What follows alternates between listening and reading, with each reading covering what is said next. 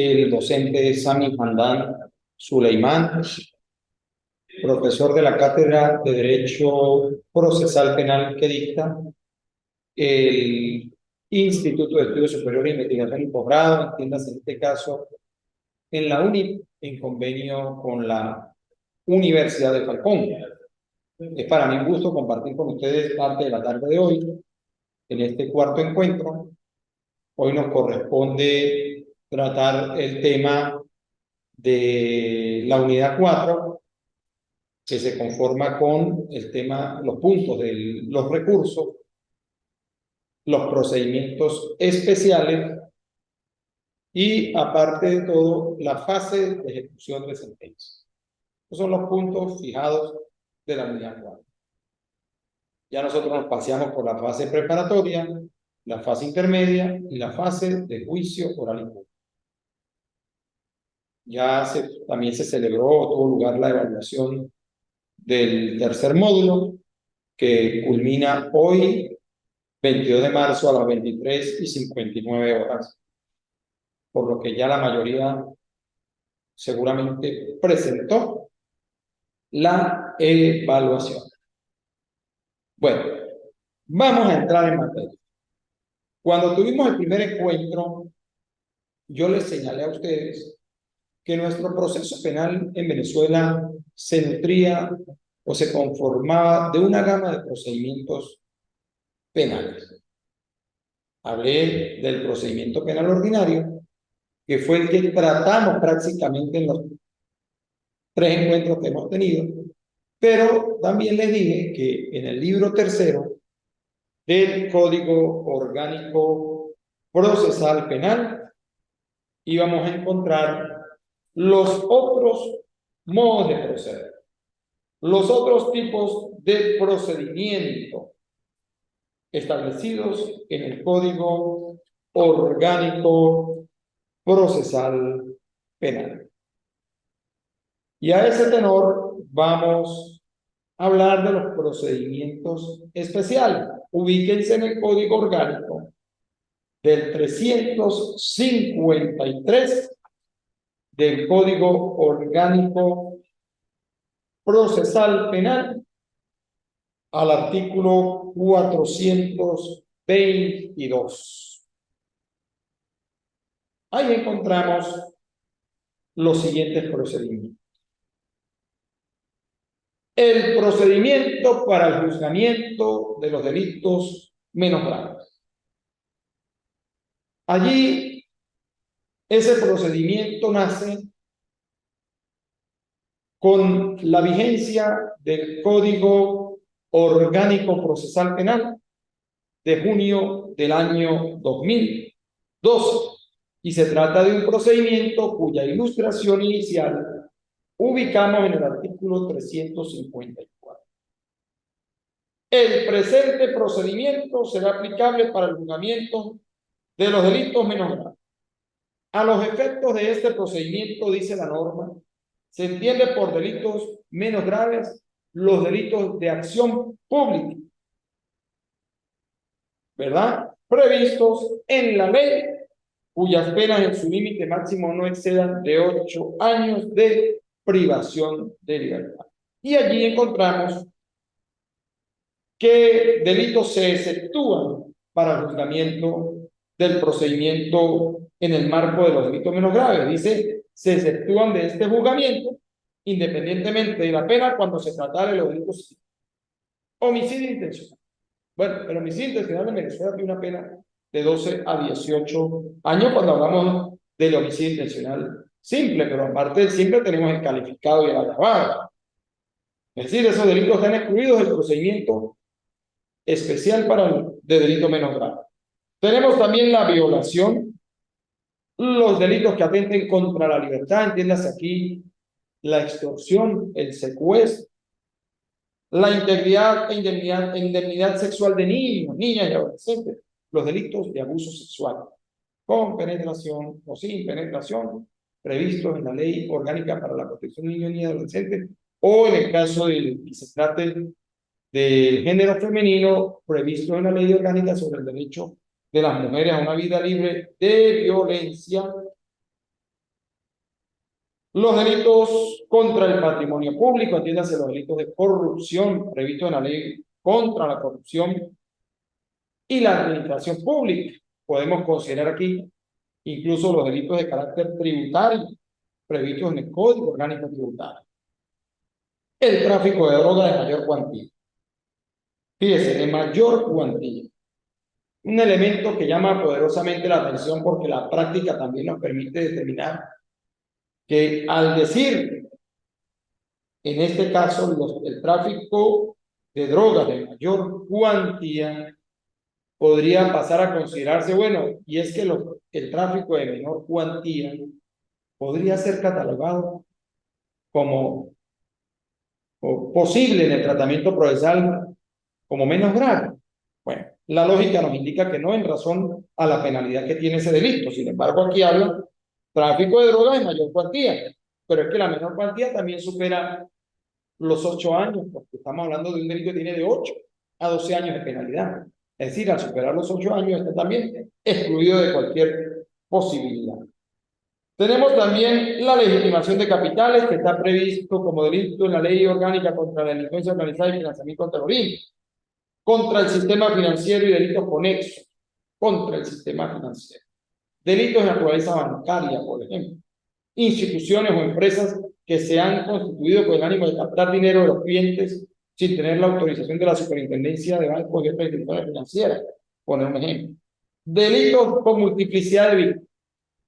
Si hay 10 víctimas de estafa, en un caso, por parte de un mismo sujeto activo, pues más allá de que la estafa tiene una penalidad leve de 4 a 6 años, por ejemplo, podríamos considerar que al haber una gama de multiplicidad de víctimas, 5, 6, 7 víctimas, pues queda también más allá de que la pena es baja, excluido de la posibilidad de ser tratado bajo la modalidad de delito menos graves.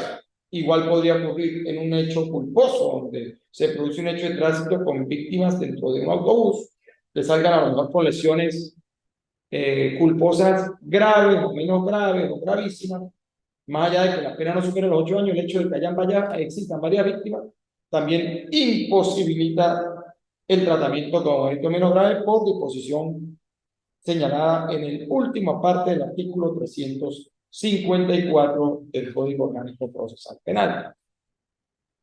También tenemos otro tipo de procedimiento. Tenemos el procedimiento abreviado, que es otro procedimiento especial. Y es que el fundamento está en los artículos 372 y 373 del Código. Y es que el fiscal puede proponer la aplicación del procedimiento abreviado cuando se trate de delitos flagrantes, cualquiera sea la pena asignada de ley. Si en la captura de un sujeto se ha encontrado la evidencia o el objeto material del delito, en este caso el bolso robado a la víctima, el arma de fuego utilizada por el sujeto activo para perpetrar el robo, el señalamiento de la víctima, la entrevista de los testigos, el registro fílmico, porque una cámara de seguridad del lugar logró registrar el evento y se tienen todos los elementos, pues no tiene sentido pedir el procedimiento ordinario en razón a que ya está suficientemente acreditado el hecho punible y pudiese perfectamente el fiscal pedir en la presentación física del detenido que se aplique el procedimiento breve y a partir de allí el procedimiento iría, una vez superada la etapa de presentación física, a la fase de juicio directamente, suprimiéndose la fase preparatoria, que es la fase de investigación, y la fase intermedia, que es la audiencia preliminar. Es decir, es un procedimiento especial que resulta perfectamente viable. Otro procedimiento especial que consagra nuestro Código Orgánico Procesal Penal es el procedimiento por admisión de los hechos. Y el fundamento lo ubicamos en el artículo 375 de nuestro Código Orgánico Procesal Penal. Y ese tipo de procedimiento por admisión de los hechos pues tiene lugar única y exclusivamente en el marco del procedimiento ordinario o en el marco del procedimiento especial para el juzgamiento de delitos menos graves tiene lugar en la fase intermedia, es decir, en la audiencia preliminar. El procedimiento por admisión de los hechos tendrá lugar desde la audiencia preliminar, una vez admitida la acusación, hasta antes de la recepción del. Si llegamos a la audiencia preliminar y el sujeto activo no quiere admitir hechos en la audiencia preliminar, perfectamente podría hacerlo en la etapa de juicio antes de la práctica probatoria. Una vez presentada la acusación oralmente por el fiscal, ¿verdad? En la audiencia de juicio, podría perfectamente el sujeto activo del delito hacer uso de esta institución procesal, obteniendo, por supuesto, una rebaja allí establecida en el mismo artículo 375 que ustedes podrán revisar a través de la lectura en cada uno en cada uno de sus hogares o de las oficinas de trabajo, a los efectos de poder ilustrarse. Recuerden que el tiempo de este encuentro es de 1 hora y el tiempo a lo mejor no nos da para poder examinar con detalle cada contenido de los artículos. Sin embargo, suministro la información básica. Tenemos el procedimiento en los juicios contra el presidente de la República y otros altos funcionarios del Estado. Aquí ubicamos la competencia en el artículo 376 del Código Penal. Corresponde a quién, al máximo tribunal del país, al Tribunal Supremo de Justicia, declarar si hay o no mérito para el enjuiciamiento del presidente o de quien haga su tesis, y de los altos funcionarios del Estado, previa querella del fiscal general de la República. Es decir, en el enjuiciamiento, la petición de enjuiciamiento de altos funcionarios requiere la intervención directa del fiscal general, no lo puede hacer un fiscal de proceso estatal, por la alta investidura que tiene ese funcionario. Y si ustedes quieren saber con exactitud quiénes son altos funcionarios, perfectamente el artículo 381 los describe.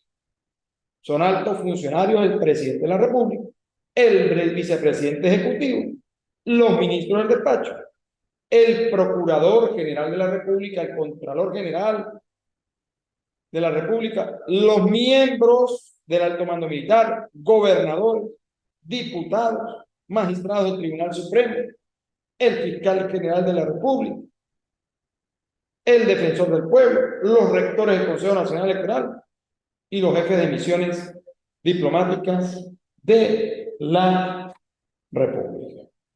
También encontramos otro procedimiento especial en los artículos 382 al artículo 390. El procedimiento de extradición.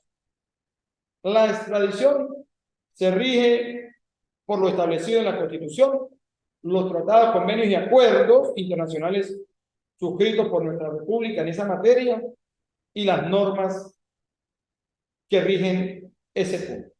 Hay dos tipos de extradición: la extradición activa y la extradición pasiva. Nuestra Carta Constitucional, en el artículo 69, prohíbe la extradición de los venezolanos. Si hay algún venezolano requerido por otra nación, Venezuela no puede materializar su extradición por una prohibición constitucional que tiene la misma Carta en su artículo 69. Sin embargo, en atención al principio de doble incriminación, podría nuestro propio país juzgar a esa persona con el expediente del país donde se produjo el delito en nuestro propio territorio.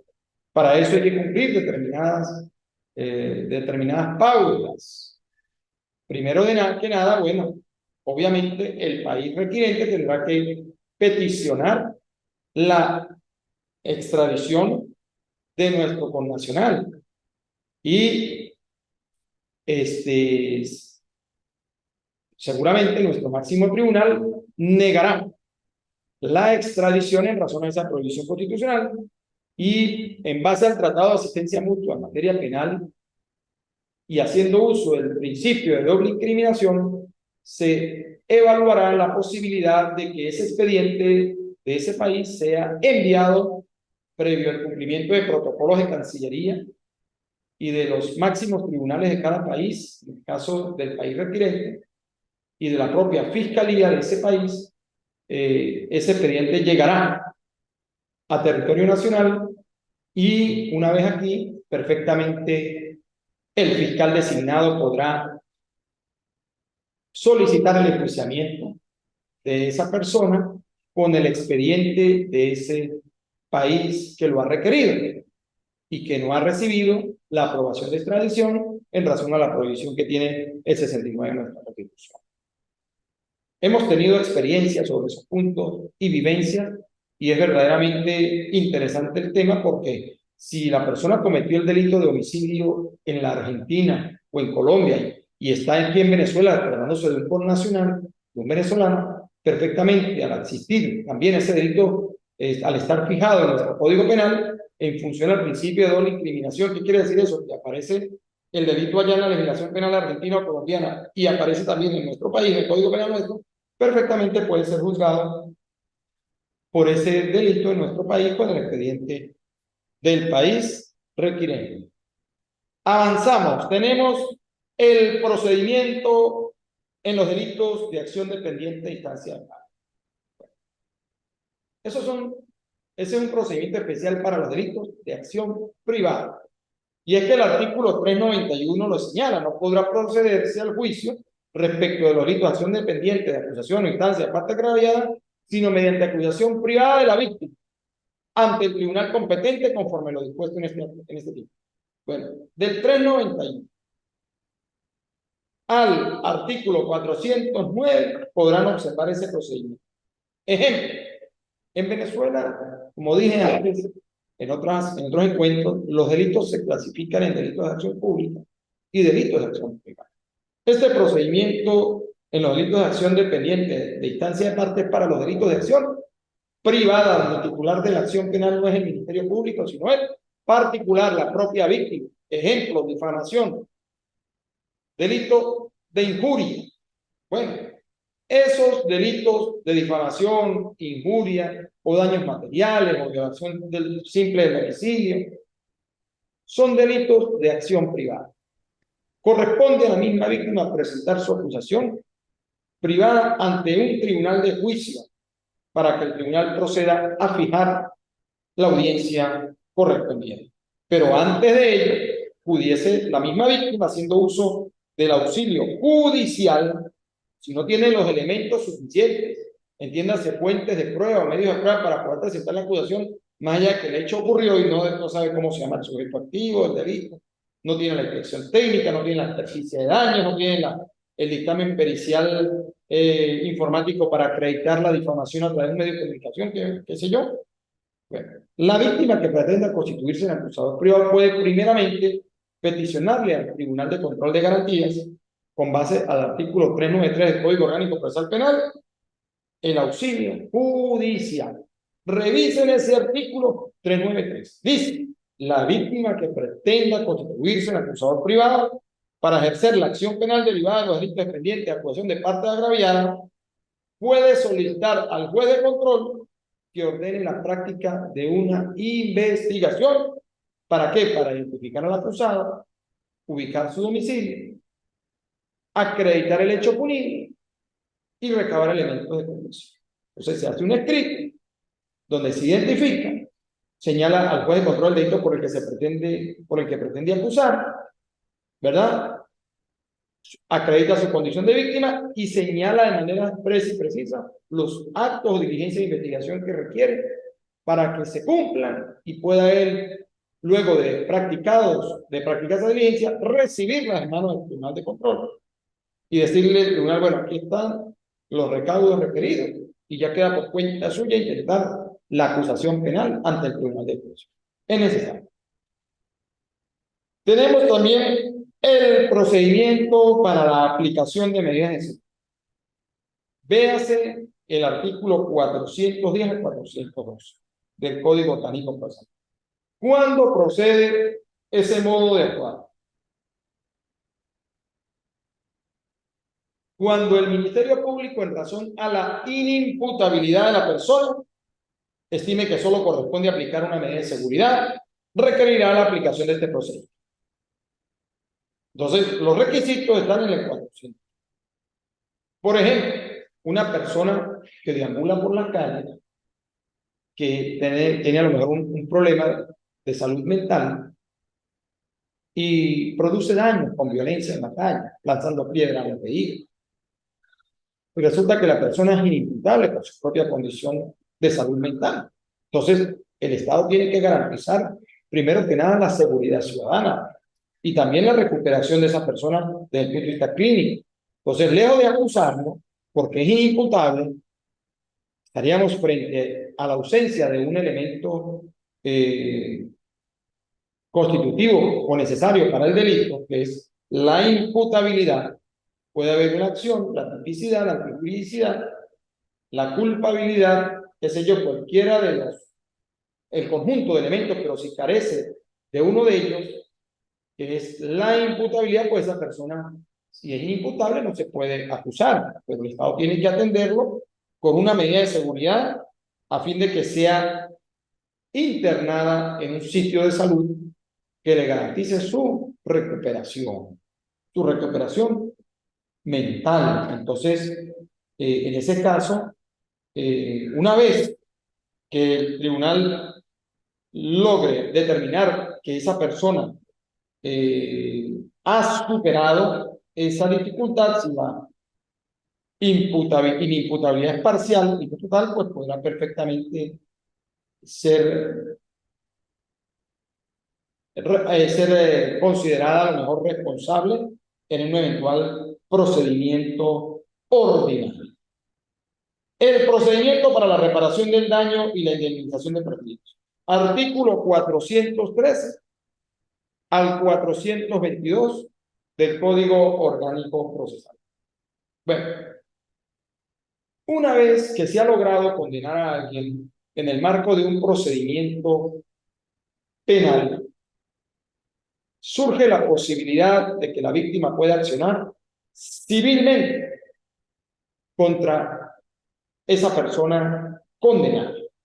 Normalmente uno escucha que la acción civil siempre se interpone en tribunales civiles, pero nuestro Código Orgánico prevé la posibilidad de hacerlo ante el mismo tribunal que dicta la sentencia condenada, pudiendo ser perfectamente un tribunal de control o un tribunal de juicio, porque si el sujeto activo en el marco de la preliminar admite hechos y es condenado, una vez firme esa sentencia de manera definitiva, puede perfectamente la víctima intentar la acción civil como consecuencia del hecho penal en base a este procedimiento especial a través del mismo tribunal de control, o si ocurre en juicio, a través de un juicio oral, o porque admitió hechos antes de la práctica probatoria, o luego de desarrollado todo el juicio, perfectamente puede intentar seguir. ¿Y qué nos dice ese artículo 403? Firme la sentencia condenatoria, quienes estén legitimados para ejercer la acción civil podrán demandar ante el tribunal que dictó la sentencia la reparación de los daños y la indemnización de perjuicios. Y es más cómodo, es más fácil. Ya el tribunal conoce los elementos que han conducido a la condena de esa persona. Una vez que la sentencia condenatoria está definitivamente firme, perfectamente la víctima puede demandar la acción civil cumpliendo los requisitos del 414 del Código Orgánico Procesal Penal. Bueno, esos son los procedimientos especiales. Nos faltó uno, también adicional, que es el procedimiento para el juzgamiento de las faltas penales. Está en el Código Orgánico Procesal Penal derogado y que por una propia disposición de remisión, el código vigente así lo ordena, dice a los efectos del procedimiento por faltas penales, dice, disposiciones transitorias únicas. Hasta tanto se dicte la ley que regule el procedimiento relativo a las faltas, se continuará lo previsto en el código anterior. Y cuando nos ubicamos en ese código anterior, debo señalarles aquí que el procedimiento para el juzgamiento de las faltas penales lo vamos a encontrar en los siguientes artículos. Pero del código anterior, del anterior al del año 2002, para que tengan conocimiento de ese punto. El artículo es el siguiente.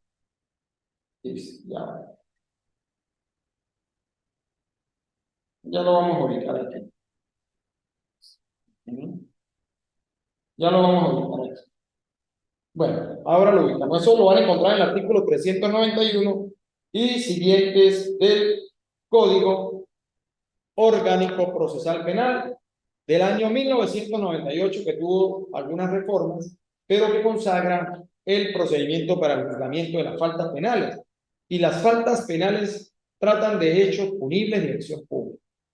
Esos son procedimientos que tienen que ver con el comportamiento de las personas que incurren en las conductas que consagra el libro tercero del Código Penal venezolano, de las faltas en general. Ahí van a encontrar desde el artículo 483 del Código Penal hasta, ya le voy a decir el artículo, el último artículo, hasta el artículo 545 del Código Penal.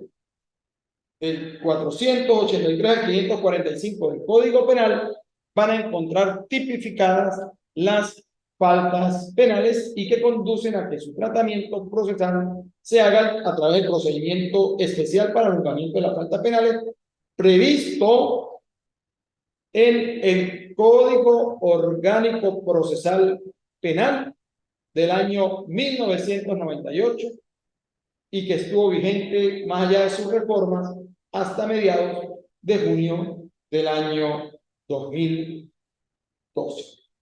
Además, tenemos la Ley Orgánica sobre el Derecho de las Mujeres a una Vida Libre de Violencia, que fija el procedimiento especial para el juzgamiento de este tipo de delitos previstos en esa ley especial. Además de lo anterior, vamos a hablar de los recursos procesales. Los recursos procesales. Nosotros tenemos en el Código Orgánico Procesal Penal, en el libro cuarto de los recursos, 5 modos de recurrir. Tenemos primeramente el recurso de revocación. Artículo 436 del Código Orgánico Procesal. Es un recurso que procede contra los autos de mera sustanciación a fin de que el tribunal que los dictó los pueda examinar nuevamente y dictar la decisión que corresponde. Ese recurso puede ser utilizado durante el mismo desarrollo de la audiencia oral y puede ser resuelto por el juez de manera inmediata sin necesidad de suspenderla. Por ejemplo, a una persona le otorgan una medida cautelar sustitutiva a la privación de libertad y le imponen a lo mejor una fianza de difícil cumplimiento por la condición social de la persona que está siendo procesada en ese momento, y el defensor pudiera alegar allí que se reconsidere la fijación de una medida menos gravosa en el ámbito de la medida cautelar. Es decir, que no se le otorgue la fianza, sino ponerlo al cuidado de un ser querido, de un familiar, para garantizar la materialización de la misma. Ese tema puede ser perfectamente resuelto a través de la interposición oral del recurso de revocación o también de manera escrita, mediante a través de forma escrita, a través de un escrito fundado, dentro de los 3 días siguientes a la notificación de la decisión sobre la cual se pretenda intentar el recurso de revocación. Fundamento 436, 437 y 438 del Código Orgánico Procesal. También tenemos el recurso de apelación de autos. El recurso de apelación de autos está también en el Código Orgánico desde el artículo 439 al artículo 442.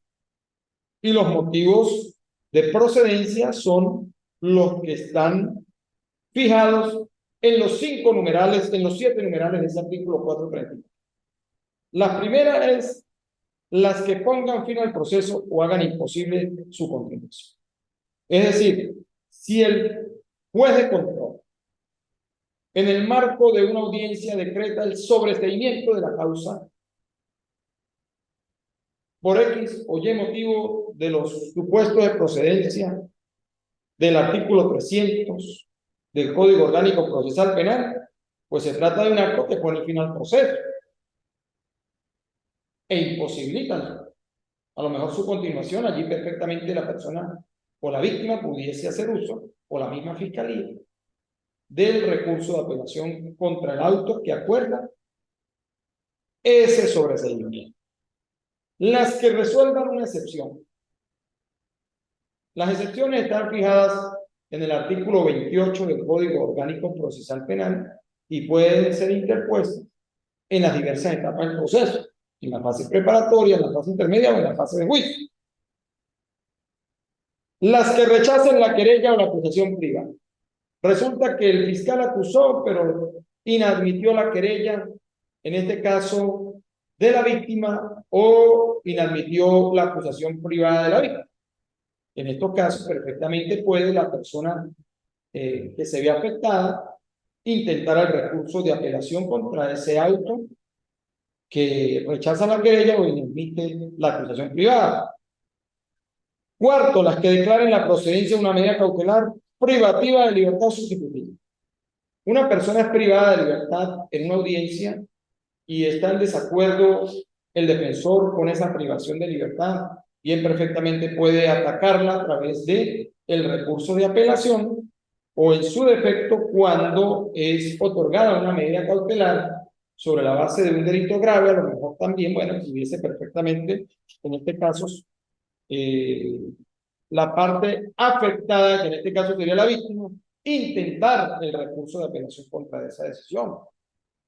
Quinto, las que causen un gravamen irreparable, salvo que sean declaradas impugnables por el texto.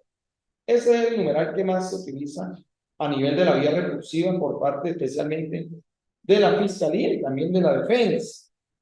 Especialmente la Fiscalía cuando en el desarrollo de una audiencia la acusación es admitida parcialmente, dejando de lado algunos delitos fijados en la acusación, y entonces el juez de control decide admitirla, la acusación solo con base a un delito de 3.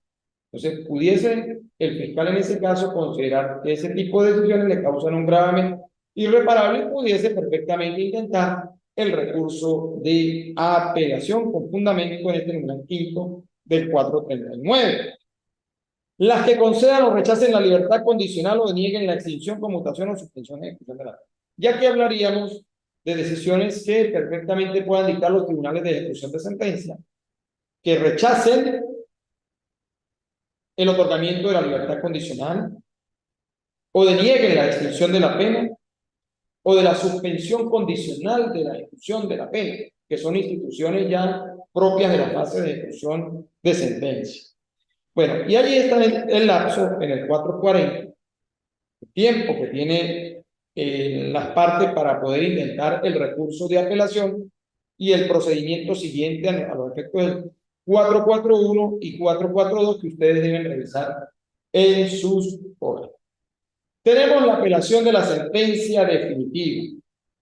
Ahora, cuando hablamos de la apelación de la sentencia definitiva, tenemos que hablar de la sentencia definitiva dictada en el juicio oral. Así lo dice el artículo 443 del Código Orgánico. Y los motivos los encontramos en el artículo 444 en 5 numerales. Violación de normas relativas a la oralidad, inmediación, concentración y publicidad. Se ha violentado alguno de los principios rectores y en consecuencia, en el desarrollo del juicio, ese es el motivo sobre el cual quien ejerce el recurso de apelación contra de la sentencia definitiva, pues hará uso o acreditará la violación que vaya a aducir en el ejercicio del derecho. La falta, la contradicción o la ilogicidad manifiestan la motivación de la sentencia. Resulta que no hay congruencia entre lo alegado, probado y decidido. Entonces, si hay contradicción, si los elementos materiales probatorios practicados en el desarrollo del juicio a la luz de la inmediación, de la contradicción, de la oralidad, conducen a que se logró acreditar no un robo, sino un hurto, pues obviamente el juez, a los efectos de poder acreditar la condena o la absolutoria, tendrá que motivar su decisión de manera acorde, haciendo una valoración racional de las pruebas practicadas tanto de manera individual como conjunta. Quebrantamiento u omisión de formas no esenciales o sustanciales de los actos que causen indefensión. Oye, les digo, actos que causen indefensión. Se cercena el derecho de interrogar. Se desarrolla el juicio sin la presencia del acusado, quien no se ha declarado en rebeldía, porque si el acusado ha querido no asistir al juicio, perfectamente el Código permite su declaratoria de rebeldía y eso habilita la posibilidad de que el juicio se pueda cumplir sin la presencia de él. Cuarto, cuando se funde una prueba obtenida ilegalmente o incorporada con violación a los principios del juicio. ¿Qué podemos entender con prueba obtenida ilegalmente? Una prueba no promovida en el tiempo hábil,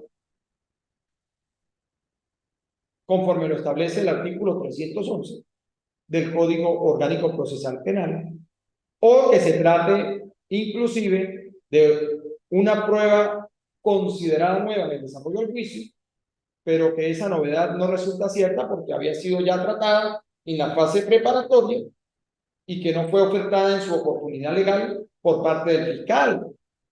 Entonces, allí hablaríamos de la incorporación de una prueba obtenida ilegalmente, perfectamente por no estar dentro de los supuestos de procedencia del artículo 342 del Código Orgánico Procesal Penal, que exige particularidades para el tema de la prueba nueva. Violación de la ley por inobservancia o errónea aplicación de una norma jurídica. Violación de la ley por inobservancia se ha materializado en el desarrollo del juicio. La violación de la ley. Entonces, ¿qué ocurre? Se presenta un funcionario a rendir su declaración, pero debe hacerlo en función a la expresión oral de él, sin el apoyo de lectura, y le exhiben el acta policial para que durante su relato lo haga con el acta en mano. Ahí se está violando el principio de oralidad y la prohibición de lectura en el desarrollo del juicio. Ahí se viola la ley, porque el código no lo permite. Entonces, ahí hay algunos ejemplos que les estoy señalando a los efectos del 444 del Código Orgánico, y ya el lapso para interponerlo lo encontrarán en el 445 y el demás proceder lo ubican en los artículos siguientes hasta el 405. Luego tenemos el recurso de casación. Y puede ser interpuesto en contra de quién? De las sentencias que dicten las Cortes de Apelaciones, con motivo del recurso de apelación que ha sido conocido por la Corte de Apelación. La Corte decide. Este recurso de casación está en el 451 al 461 del Código Orgánico Procesal Penal, y dice 451. Leo. El recurso de casación solo podrá ser interpuesto en contra de la sentencia de las Cortes de Apelaciones que resuelven sobre la apelación, sin ordenar la realización de un nuevo juicio oral, cuando el Ministerio Público haya pedido en la acusación o la víctima en su acusación particular propia o en su acusación privada la aplicación de una pena privativa de libertad que en su límite máximo exceda de 4 años o la sentencia condene a penas superiores a esos límites. Hay una limitación que conduce al posible ejercicio del recurso de casación. Y por último tenemos el recurso de revisión que procede contra la sentencia firme, es decir, en todo tiempo y únicamente en favor del imputado en los casos que se van a fijar o que se fijan los 6 numerales de ese artículo 460.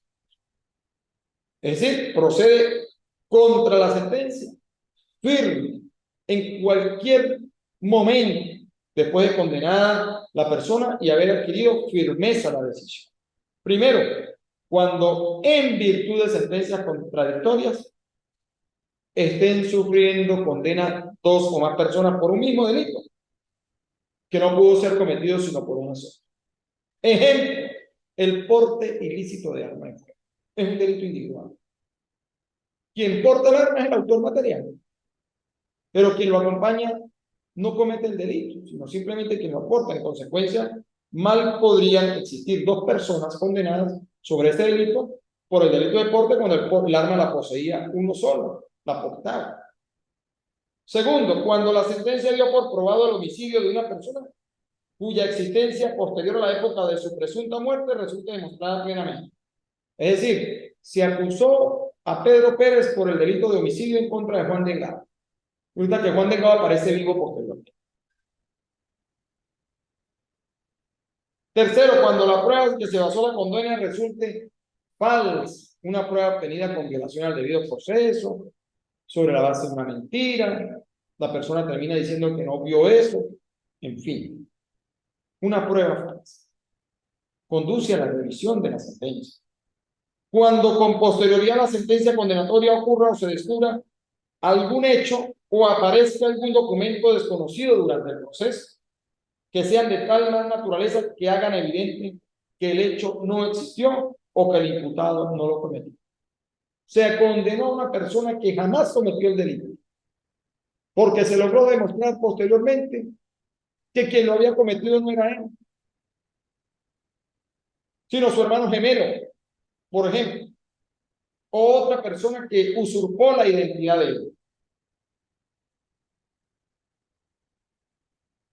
Cuando la sentencia condenatoria fue pronunciada a consecuencia de prevaricación o corrupción de uno o más jueces que la hayan dictado, cuya existencia sea declarada por sentencia penal.